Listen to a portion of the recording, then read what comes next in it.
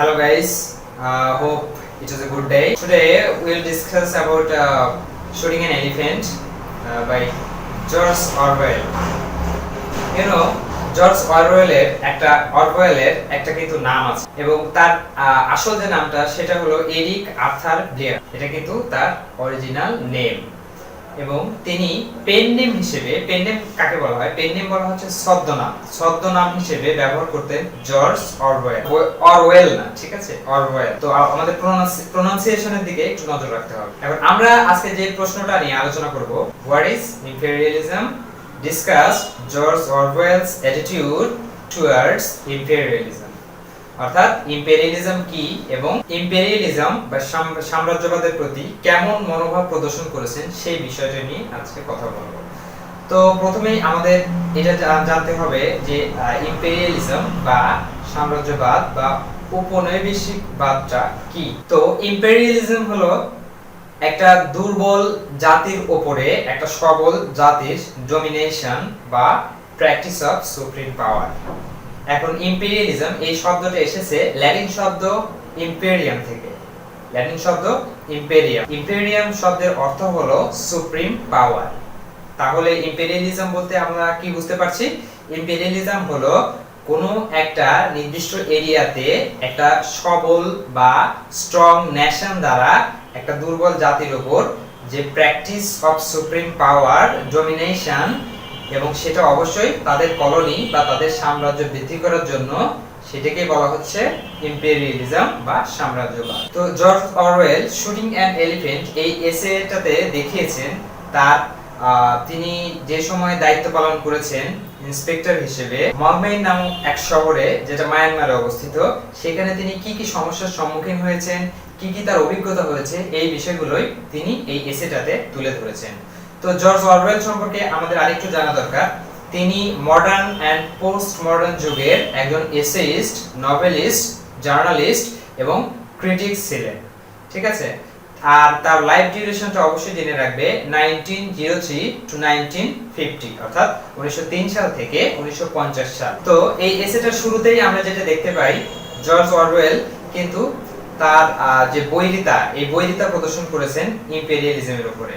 কারণ তিনি তার এই এসেটাতে দেখিয়েছেন যে কিভাবে আসলে যারা ইম্পেরিয়ালিস্ট ছিল, ইম্পেরিয়ালিস্টদের কিভাবে স্বাধীনতাকে নস্যাৎ করা হয়েছে, এবং তিনি একেবারে ডিরেক্টলি এই কথা বলেছেন যে it's one kind of robbery, ঠিক আছে, it's one kind of robbery. এটা এক ধরনের কি, রবারি বলতে বোঝায় ডাকাতি। এখন কিসের ডাকাতি সেটা আমাদের দেখতে হবে। তো অরওয়েল এখানে দেখিয়েছেন যে কিভাবে এই নেটিভরা ইম্পেরিয়ালিস্টদের বিব্রত করত, ডিসগাস্টিং সিচুয়েশনে ফেলতো। যেমন মনে করো একটা বাজারের ভেতর দিয়ে কোনো ইম্পেরিয়ালিস্টদের কেউ একজন যাচ্ছে, বা সেক্ষেত্রে দেখা যাচ্ছে যে তাকে দেখেই না দেখার ভান করে একজন পানির পিক তার গায়ে আর কি থু করে ফেলে দিল। তো অবশ্য ফেলার পরে তখন বললো, ও আই এম সো সরি, আমি বুঝতে পারিনি, আমাকে মাফ করে দেন। তো এরকম ডিসগাস্টিং সিচুয়েশনের মধ্যে পড়তে হতো। এবং রাইটার মূলত দুইটা বিষয় এখানে তুলে ধরেছেন, তার মধ্যে এই পানির পিক ফেলানো নেটিভদের দ্বারা ইম্পেরিয়ালিস্টদের উপরে, এবং আরেকটি বিষয় সেটা হলো ফুটবল ফিল্ডের যে সিনটা। একদিন মানে ফুটবল খেলার সময় লেখক নিজেই নিজের পায়ে হোঁচট খেলেন, এবং রেফারি কি করলো? রেফারি এই হোঁচট খাওয়ার কারণে এই লেখকের এগেইনস্টে ফাউল ধরল, এবং এই ফাউল ধরার কারণে যারা নেটিভ ছিল, খেলা দেখছিল, তারা হো হো করে হেসে উঠলো, এবং সেই হাসিটা মানে এতই যে মানে কি বলবো, মস্করা জাতীয় হাসি ছিল, বা সেটা ভৎসনা জাতীয় হাসি ছিল, সেটা বলার অপেক্ষা রাখে। এবং এই যারা নেটিভ ছিল তাদের মধ্যে বুদ্ধিস্ট প্রিস্ট নামে একটা লোক ছিল, অর্থাৎ যে ছিল সবচেয়ে বয়স্ক যে প্রিস্ট ছিল, সে এই মানে মকারি করার মধ্যে, এই ভৎসনা করার বা উপহাস করার সর্বোচ্চ পর্যায়ে ছিল। মানে সে এই বিষয়গুলো দেখে এত জোরেই হাসতো, এত তীক্ষ্ণভাবে সমালোচনা করতো, এত তীক্ষ্ণভাবে মক করতো, যেটা লেখকের কোনোভাবেই সহ্য হতো না। তো তিনি এই গল্পগুলোর দ্বারা আসলে বুঝিয়েছেন যে কিভাবে এই একটা ইম্পেরিয়াল সিস্টেমে ইম্পেরিয়ালিস্ট এবং নেটিভ উভয়ই কিন্তু এখানে কি হচ্ছে, তাদের অধিকার বা স্বাধীনতায় হস্তক্ষেপ হচ্ছে, তাদের স্বাভাবিক চলাফেরায় কিন্তু হস্তক্ষেপ হচ্ছে। এতে করে কি হচ্ছে, যারা ইম্পেরিয়ালিস্ট এবং যারা নেটিভ দুই পক্ষেরই কিন্তু স্বাধীনতার রবারি হচ্ছে। এই কারণে তিনি আসলে বলেছেন যে imperialist is one kind of robbery.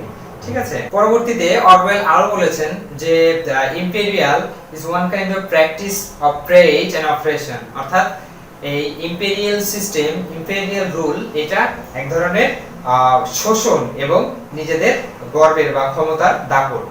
তিনি যেহেতু একজন পুলিশ ইন্সপেক্টর ছিলেন, একজন পুলিশ অফিসার ছিলেন, সে কারণে অনেক লুকায়িত, যেটা প্রকাশ পায়নি, এরকম অনেক ইম্পেরিয়াল রুল বা এরকম অনেক ইমপ্রেশন বা এরকম অনেক এক্সপ্লয়টেশন কিন্তু তিনি নীরবে লক্ষ্য করেছেন। যেমন যদি নেটিভরা সামান্য পরিমাণে অপরাধ করত, তাহলে ইউরোপিয়ানরা কি করত, তাদেরকে ধরে নিয়ে গিয়ে জেলে ভরে রাখতো এবং তাদেরকে রাখা হতো খুব সরু একটা জেলখানায়, যেখানে গাদাগাদি করে একজন আরেকজনের উপরে উঠে বসে থাকতো বা একজন আরেকজনের ঘাড়ে উঠে থাকতো এবং তাদেরকে ব্যাম্বু টর্চার করা হতো। ব্যাম্বু টর্চার বলতে বাঁশ পেটা, যেটা বাংলা ভাষায় বলা হয়, বাঁশ পেটা করা হতো।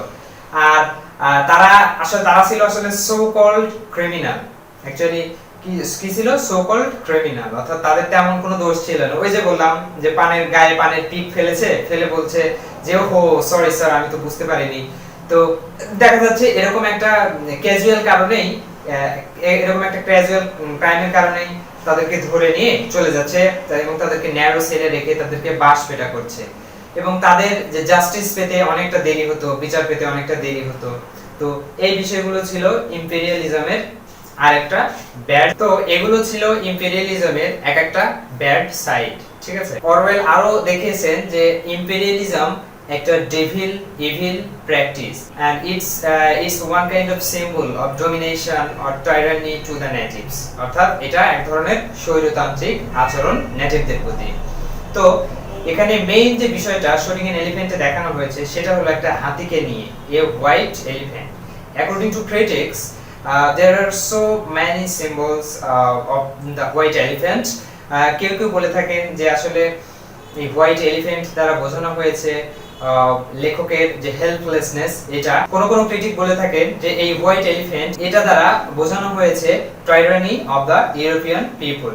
এন্ড মানে শেষ পর্যন্ত এটাকে অনেকে আবার এভাবে বলে থাকেন যে এটা ছিল one kind of helplessness of George Orwell, অর্থাৎ জর্জ অরওয়েলের যে উপায়হীনতা, এটা এই হাতি ছিল এই উপায়হীনতার একটা প্রতীক। কিভাবে ছিল? তো আগেই বলেছি যে জর্জ অরওয়েল কিন্তু সেই সময় একজন পুলিশ অফিসার ছিলেন। তো হঠাৎ করে একটা হাতি দোকানপাট, হাট বাজার এগুলোর উপর দিয়ে ধ্বংস কার্য চালাচ্ছিল, মানে যেখানে সে যাচ্ছিল সেখানে সবকিছু ভেঙে তছনছ করে দিচ্ছিল। তো এই খবরটা যখন অরওয়েল পাওয়ার পরে তিনি হাতিটিকে মানে বিভিন্ন গুজব পাওয়ার পরে হাতিটিকে শেষ পর্যন্ত খুঁজে পেলে। এখানে কিন্তু গুজব নামে একটা শব্দের ব্যবহার করা হয়েছে বা মিসডিরেকশন। কেন করা হয়েছে? কারণ এটা দ্বারা আরেকটা বিষয় বোঝানো হয়েছে যে সেই সময়ে মানুষ আসলে নেটিভরা কেমন গুজবের মধ্যে ছিল বা কেমন আচরণের ছিল সেটাকেও বলা হয়েছে। দেখা যাচ্ছে এরকম কোন একটা কিছু হয়েছে যে হাতি আছে, সাপোজ হাতি আছে রাজশাহীতে এক বাজারের এই প্রান্তে, কোন একজন তাকে হয়তো ফোন করে বলেছে যে রাজশাহী বাজারের অপোজিট প্রান্তে হাতিটা ধ্বংসকার্য চালাচ্ছে। তো এই কারণে বলা হচ্ছে যে অনেক ভুয়া নিউজের পরে শেষ পর্যন্ত যখন হাতিটিকে খুঁজে পাওয়া গেল তখন কিন্তু সেই হাতিটি শান্ত ছিল, যদিও হাতিটি শুরুতে একজন কুলিকে মেরে ফেলেছিল যে নেটিভ ছিল। তো তিনি আসলে মারতে চাচ্ছিলেন না, হাতিটাকে শুট করতে চাচ্ছিলেন না, কারণ হাতি একটা মূল্যবান প্রাণী এবং সেটা এত বড় একটা প্রাণী, সেটাকে আসলে তিনি চাচ্ছিলেন না যে শুট করে মেরে ফেলুক। তো কিন্তু শেষ পর্যন্ত তিনি কি করলেন? হাতিটিকে শুট করতে বাধ্য হলেন। কেন বাধ্য হলেন? এই কারণে বাধ্য হলেন এই নেটিভদের মকারি থেকে বাঁচার জন্য। So it's one kind of helplessness, নেটিভদের উপহাস থেকে বাঁচার জন্য। সে নেটিভরা হয়তো জর্জ অরওয়েলকে বলেই ফেলতে পারতো বা বলেছেও হয়তো এরকম উপহাস করে যে তুমি শুধু নামেরই পুলিশ, কোনো কাজের নয়, এত ক্ষতি করলো, তুমি কিছুই করতে পারলে না, হাতিটিকে মারতে পারলে না, এরকম এটসেট্রা এটসেট্রা। তো এই কারণে অনেকে এই হাতিটির সিম্বল হিসেবে দেখিয়েছেন যে হেল্পলেসনেস অফ জর্জ অরওয়েল। ঠিক আছে। তো এই ছিল নেটিভদের অবস্থা এবং ইম্পেরিয়ালিস্টদের অবস্থা। এবং জর্জ অরওয়েল একটা আইরনির মধ্যে ছিলেন। তিনি এখানে আইরনিটাকে তুলে ধরেছেন যে তিনি চাচ্ছিলেন না এই ইম্পেরিয়ালিস্টদের এই রুলিং সিস্টেমে কাজ করতে, কিন্তু তিনি বাধ্য ছিলেন কাজ করতে। না চাওয়া সত্ত্বেও তাকে কিন্তু ইম্পেরিয়ালিস্টদের হয়ে কাজ করতে হচ্ছিল নেটিভদের মধ্যে থেকে। তো অরওয়েল এই এসেটা থেকে আমাদেরকে যে মেসেজটা দিয়েছেন সেটা হলো, যদি অথরিটি কমন পিপলদের সাথে বসবাস করে ইম্পেরিয়ালিস্ট হিসেবে, তাহলে কিন্তু তারা সাধারণ মানুষকে রক্ষা করার পরিবর্তে তাদের নিজেদের স্বাধীনতা রক্ষায় তাদের সারা জীবন ব্যস্ত থাকতে হবে, অর্থাৎ তাদের স্বাধীনতায় হস্তক্ষেপ করবে। তো গাইস, এই ছিল আজকের ডিসকাশন। কেমন লাগলো অবশ্যই কমেন্ট করে জানাবে। আর এই প্রশ্নটার যদি তোমরা একেবারে prepared with quotation hand note পেতে চাও, তাহলে আমাদের স্ক্রিনে দেখানো নম্বরটাতে কল করতে পারো, অথবা আমাদের ওয়েবসাইট ভিজিট করতে পারো, অথবা এই ভিডিওর ডেসক্রিপশন লিংক থেকে তুমি এই নোটটার লিংক পেয়ে যাবে। ঠিক আছে, তো আজকের মতো এখানেই শেষ করছি। আগামী লেকচারে আবারও দেখা হবে। তো টিল দেন, গুড বাই।